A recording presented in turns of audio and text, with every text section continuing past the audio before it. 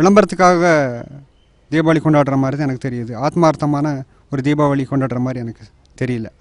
இனிப்பு வழங்கி பட்டாசு வெடித்து கொண்டாட ஒரு நாள் தான் தீபாவளியாக வந்து கொண்டாடப்படுகிறது. பக்கத்து வீட்டில் இருக்கவங்க எல்லாத்துக்கும் ஸ்வீட்ஸ் கொடுத்து பட்டாசு வெடிச்சு புது ட்ரெஸ் போட்டு ரொம்ப ஹாப்பியாக இருக்கிற ஒரு டே வந்து தீபாவளி அப்படின்னு சொல்லுவோம்.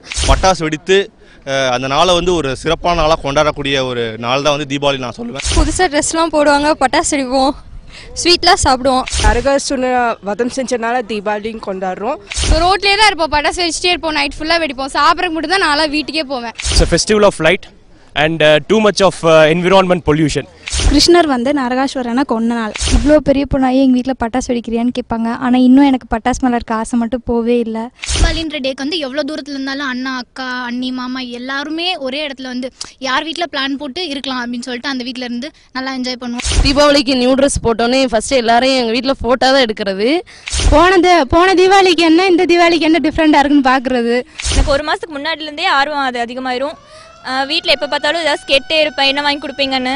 தீபாவளினாலே என் தம்பி கூட சண்டை போடுறது தான் எனக்கு ரொம்ப பிடிக்கும். தீபாவளி அன்னைக்கு என்ன படம் ரிலீஸ் ஆகுதோ ஃபர்ஸ்ட் டே அந்த ஷோ போய் பார்த்துருவோம் நாங்கள்.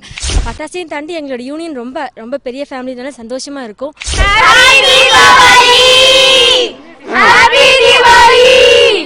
Happy Diwali!